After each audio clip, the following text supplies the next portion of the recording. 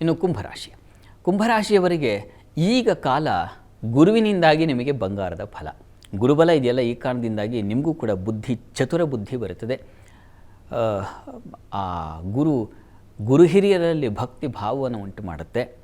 ಸತ್ಕಾರ್ಯಗಳು, ಗುರು ಶಿಷ್ಯರ ಬಾಂಧವ್ಯ ವೃದ್ಧಿಯಾಗ್ತಕ್ಕಂಥದ್ದು, ಸತ್ಕಾರ್ಯಗಳಲ್ಲಿ ನೀವು ತೊಡಗತಕ್ಕಂಥದ್ದು, ಉನ್ನತ ಕಾರ್ಯಗಳನ್ನು ಮಾಡ್ತಕ್ಕಂಥ ಒಂದು ಅವಕಾಶಗಳು ನಿಮ್ಮ ಪಾಲಿಗೆ ಬರುತ್ತದೆ. ಅಷ್ಟಲ್ಲದೆ ಅಧ್ಯಯನ, ಸಂಶೋಧನೆ ಇವುಗಳಲ್ಲಿ ಪಾಲ್ಗೊಳ್ತೀರಾ. ಯಾವುದೋ ಒಂದು ವಿಶೇಷವಾದ ಜವಾಬ್ದಾರಿ ನಿಮ್ಮ ಪಾಲಿಗೆ ಬಂದು ಒದಗುತ್ತೆ. ಆ ರೀತಿಯಲ್ಲೆಲ್ಲ ತುಂಬ ಚೆನ್ನಾಗಿದೆ.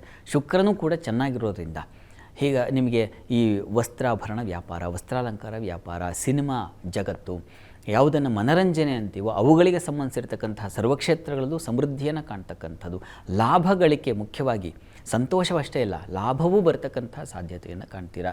ಮುಖ್ಯವಾಗಿ ಕಲಾವಿದರಿಗೆ ಬಹಳ ವಿಶೇಷವಾದ ಅವಕಾಶಗಳು ದೊರೆತಕ್ಕಂತಹ ಸಾಧ್ಯತೆ ಚೆನ್ನಾಗಿದೆ. ಜೂನ್ವರೆಗೆ ನಿಮ್ಮ ಪಾಲಿಗೆ ಅದು ಅದೃಷ್ಟದ ಕಾಲ.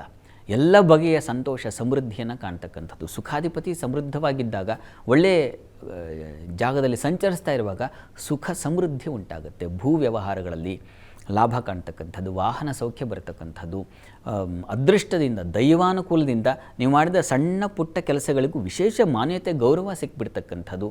ಈ ರೀತಿಯಲ್ಲೆಲ್ಲ ಅತ್ಯಂತ ಶುಭ ಫಲವನ್ನು ಕಾಣ್ತೀರಾ. ಜೂನ್ನಲ್ಲಿ ಗುರುವಿನ ಪರಿವರ್ತನೆ ಇದೆ. ಷಷ್ಠಕ್ಕೆ ಹೋಗ್ತಕ್ಕಂಥದ್ದು ಸ್ವಲ್ಪ ಆರೋಗ್ಯಹೀನತೆ, ಸ್ವಲ್ಪ ಸಾಲ ಮಾಡ್ತಕ್ಕಂಥದ್ದು. ಒಳ್ಳೆಯದಕ್ಕೆ, ಆದರೆ ಸಾಲ ಜಾಸ್ತಿ ಆಗಿಬಿಟ್ಟಿದೆ. ಮನೆ ಕಟ್ಟಿಸ್ತಾ ಇರ್ತೀರಾ, ಆದರೆ ವಿಪರೀತವಾದ ತಲೆ ಮೇಲೆ ಸುರ್ಕೊಂಡ್ಬಿಟ್ಟಿರ್ತೀರ, ಅಥವಾ ಇನ್ಯಾವುದೋ ಒಂದು ಸ್ನೇಹಿತರಿಗೆ ಸಹಾಯ ಮಾಡೋಕ್ಕೋಗಿ ನೀವು ಪ್ರಪಾತಕ್ಕೆ ಬಿದ್ದುಬಿಡ್ತಕ್ಕಂಥದ್ದು. ಈ ರೀತಿಯ ಒಂದು ಒತ್ತಡಕ್ಕೆ ಸಿಕ್ಕಾಕೊಂಡ್ಬಿಡೋ ಸಾಧ್ಯತೆ ಇರುತ್ತೆ. ಬಹಳ ಗಮನ ಬೇಕು. June, July, August, September, October, ನವಂಬರ್ವರೆಗೆ ನಿಮಗೆ ಸ್ವಲ್ಪ ಅದೃಷ್ಟ ಕೈ ಕೊಟ್ಬಿಡುತ್ತೆ. ಹೀಗಾಗಿ ಬಹಳ ಎಚ್ಚರಿಕೆಯಿಂದ ಇರಬೇಕು. ಸಾಲ ಶೂಲ ಇಂಥವುಗಳಿಗೆ ಸಿಕ್ಕಾಕೊಂಡ್ಬಿಡ್ತೀರ.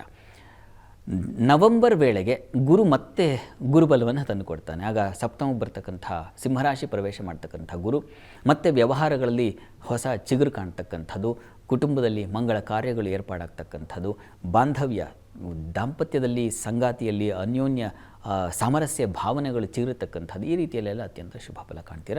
ಡಿಸೆಂಬರ್ನಲ್ಲಿ ಮತ್ತೆ ವ್ಯಯ ಇದೆ. ಸಾಲ ಮತ್ತು ವ್ಯಯ, ಕಾಲಿಗೆ ಪೆಟ್ಟಾಗ್ತಕ್ಕಂಥದ್ದು, ನರಗಳ ದೌರ್ಬಲ್ಯ ಉಂಟಾಗ್ತಕ್ಕಂಥದ್ದು. ಈ ರೀತಿಯಲ್ಲಿ ಯಾವುದೋ ಒಂದು ವ್ಯೂಹಕ್ಕೆ, ವ್ಯಸನಕ್ಕೆ ತುತ್ತಾಗಿ ಅಷ್ಟನ್ನು ಲಾಸ್ ಮಾಡ್ಕೊಂಡ್ಬಿಡ್ತಕ್ಕಂಥ ಸಾಧ್ಯತೆ. ಹೀಗಾಗಿ ಕೊನೆ ಡಿಸೆಂಬರ್ ವೇಳೆಗೆ ಬಹಳ ಎಚ್ಚರಿಕೆಯಿಂದ ಇರಬೇಕು ಕುಂಭರಾಶಿಯವರು. ಪ್ರಾರ್ಥನೆಗೆ ಏನಪ್ಪ ಬಹಳ ಮುಖ್ಯವಾಗಿ ಅಂತಂದರೆ, ಈಗ ಜನ್ಮದಿಂದ ಹಿಡಿದು ವ್ಯಯಕ್ಕೆ ಬರ್ತಕ್ಕಂಥ ರಾಹುವೇ ನಿಮಗೆ ತೊಂದರೆ. ನಿಮ್ಮ ಆಲೋಚನೆಗಳೇ ಒಂದು ರೀತಿಯಲ್ಲಿ ತೊಡಕಿನ ವ್ಯೂಹಕ್ಕೆ ತಳ್ಳಿಬಿಡುತ್ತೆ ನಿಮ್ಮನ್ನು. ಹೀಗಾಗಿ ಬುದ್ಧಿ ಸರಿ ಮಾಡಿಕೊಳ್ಬೇಕು ಮೊದಲು. ಈ ಕಾರಣದಿಂದಾಗಿ ಸುಬ್ರಹ್ಮಣ್ಯನ ಆರಾಧನೆ, ಸುಬ್ರಹ್ಮಣ್ಯ ಕವಚವನ್ನು ಕೇಳ್ಕೊಳ್ತಕ್ಕಂಥದ್ದು ಬಹಳ ಒಳ್ಳೆಯದು. ಸುಬ್ರಹ್ಮಣ್ಯ ಕ್ಷೇತ್ರ ದರ್ಶನ ಮಾಡಿ.